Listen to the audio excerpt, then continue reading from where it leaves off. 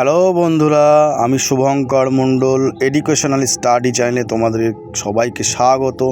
আমি আজও নতুন একটা অঙ্ক নিয়ে তোমাদের সামনে চলে এসেছি। অঙ্কটা হবে কিভাবে সহজ পদ্ধতিতে সরল অঙ্কের সমাধান আমরা শিখব। দেখো, সহজ সরল সমাধান অঙ্ক খুবই সহজ, অথচ কঠিন লাগে এখানেই যে ব্র্যাকেট, ফার্স্ট ব্র্যাকেট কোনটা, সেকেন্ড ব্র্যাকেট কোনটা, থার্ড ব্র্যাকেট কোনটা, এগুলো আমরা বুঝতে পারি না। আর যদিও বা বুঝতে পারি, কোনটার আগে কাজ কোনটা পরে কাজ এটা আমরা গুলিয়ে ফেলি, যার কারণে আমরা অঙ্কটা সমাধান হয়তো করে ফেলি কিন্তু অ্যান্সার ভুল হয়। তাই আমরা সঠিক পদ্ধতিতে অঙ্কগুলো শিখব।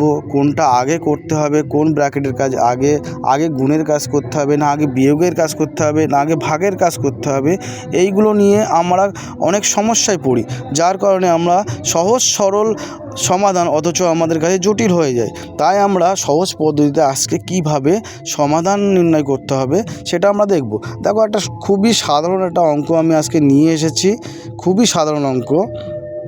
দেখো, প্রথমে আমরা জেনে নেব এটাকে বলা হয়, দেখো এটাকে বলা হয় থার্ড ব্র্যাকেট। ভালো করে দেখে নাও, ঠিক আছে। আর এইখানে দেখো একটা ব্র্যাকেট আছে, এটাকে বলা হয় সেকেন্ড ব্র্যাকেট।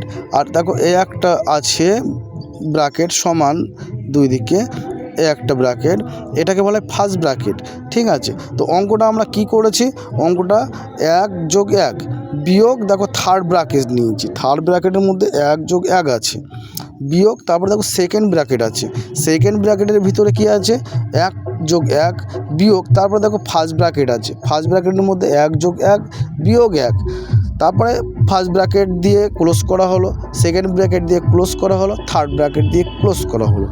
এখন ব্যাপারটা দেখো সবই সহজ, অঙ্কটা দেখে মনে হচ্ছে খুবই সহজ, কিন্তু যদি তুমি ব্র্যাকেটের ভুলভাল সিস্টেমে অঙ্কটা করতে যাও তাহলে অঙ্কটা তোমার কাছে জটিল হয়ে যাবে।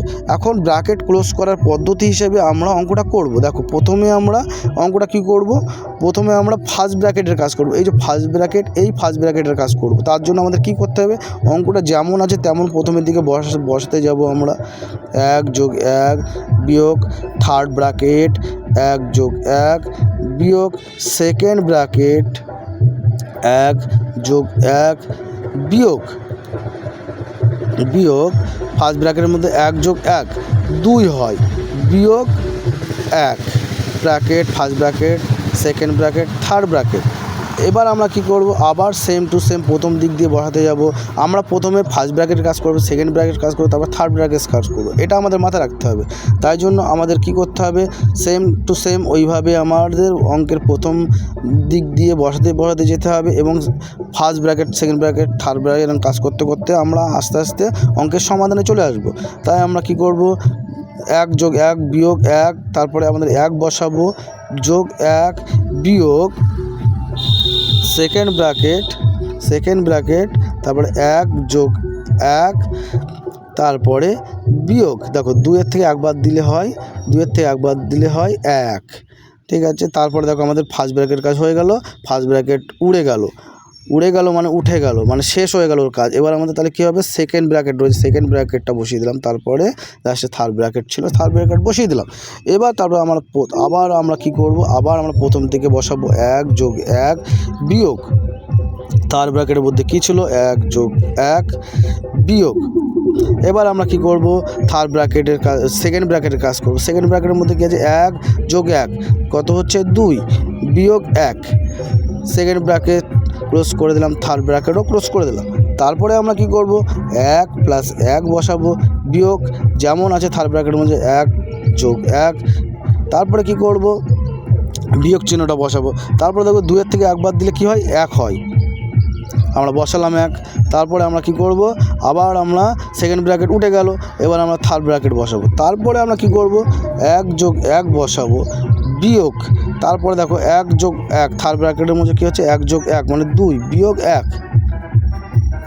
তারপরে আমরা কি করব, আবার 1 যোগ 1 বসাবো বিয়োগ, দেখো 2 থেকে 1 বাদ দিলে 1 হয়, ব্র্যাকেট উঠে গেল।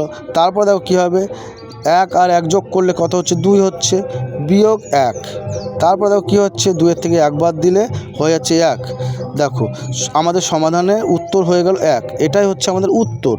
দেখো কত সহজ সরলভাবে, আমরা যদি অঙ্কের পদ্ধতিটা না জানি তাহলে আমাদের কাছে সহজ সরল অঙ্ক আমাদের কাছে জটিল হয়ে যাবে।